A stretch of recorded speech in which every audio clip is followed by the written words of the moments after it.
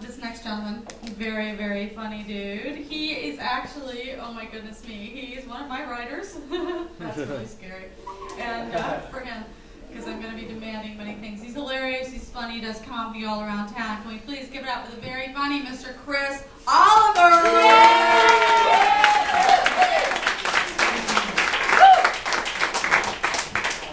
How you doing, everybody? This Republican primary just keeps getting crazier and crazier. I mean, you've got Mitt Romney. He's one of these CEO candidates where people will say, "Oh, well, I like him because he's got experience in the private sector. I mean, he ran Bain Capital. He made a lot of money. You can imagine how good he'll be running the country." And there's some logic to that. It makes sense. Just like when we said, Michael Jordan is so good at basketball. Just imagine how good he'll be at baseball. It made sense. It made sense at the time. But the Republicans, like these hardcore Tea Party Republicans, they do not like Mitt Romney. They don't think he's conservative enough. They don't think that he shares their values, their positions on the issues. So they keep bouncing from one candidate to another, and they'll latch on to one guy and be like, okay, this guy, we are totally behind this guy. He shares our values. He is with us on all the issues. We are with this guy. And they get to know him for a couple weeks. They're like, he's an asshole. And they'll jump to the next one. Okay, no, this guy is the man. We are totally with this guy. And get to know him for a couple weeks. Yeah, fuck this guy. He's an asshole. And I really think sooner or later these Republicans just need to accept that anybody that shares their ideas is going to be an asshole.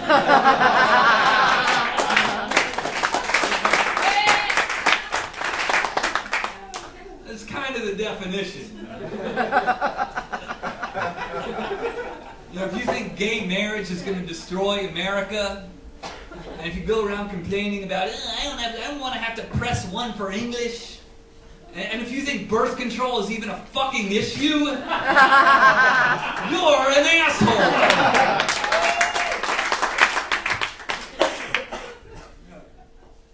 For a while, it looked like they were settling on Newt Gingrich, right?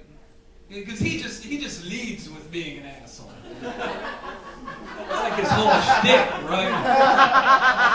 I'm Newt Gingrich and I'm an asshole. Did you see him at the debate when he went off on John King?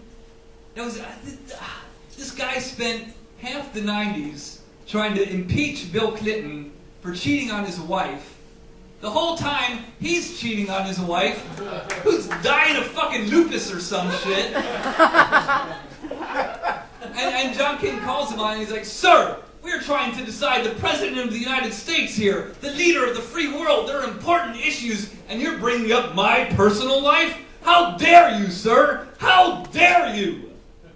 And all these Republicans are at home watching this going like, "Oh my God, this guy's a gigantic asshole.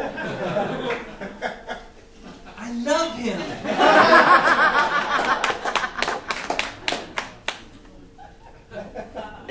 Now they got to know him a couple weeks, they're like, "Oh, fuck this guy, we're going back to Rick Santorum." That's how crazy this shit is. I wrote these jokes 2 weeks ago and they're already out of date.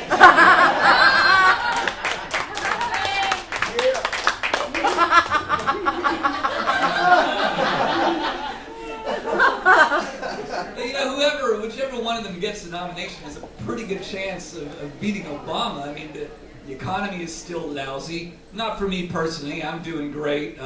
Just before the crash, I invested big in those barrels that have the suspenders on them. Very profitable investment for me. But this election is all about contrasts. On the one hand, you've got the Republicans who say that we should never, under any circumstances, raise taxes on the rich. And then you've got Barack Obama, who says we should raise taxes on the rich. But he's not gonna.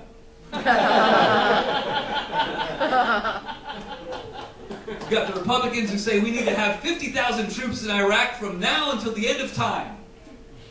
You've got Barack Obama. He says we should just have 5,000 troops in Iraq until the end of time. So it's a big contrast. A big contrast. And then all the way over here, you've got Ron Paul who says, I don't think we should have any troops over there. We can't afford these wars. We can't, and I don't think the government should have the power to just tap your phones and put people in secret prisons. Okay, yes, stop right there. I will vote for you. Oh, but wait, you haven't heard the rest of my ideas. I also want to get rid of EPA and FDA and Medicare and Social Security. What? But why? This is our only other alternative. There's all this space in here. Why doesn't somebody run in here? I would vote for somebody in here.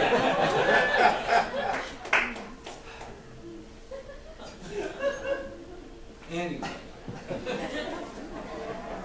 I really think we need to have more derogatory terms for heterosexuals, don't you? Everybody else gets a derogatory term. I think we need one too. They should call us pussyfuckers. Yeah, you know, you go to a party, you're like, whoa, I'm inviting all these pussyfuckers. I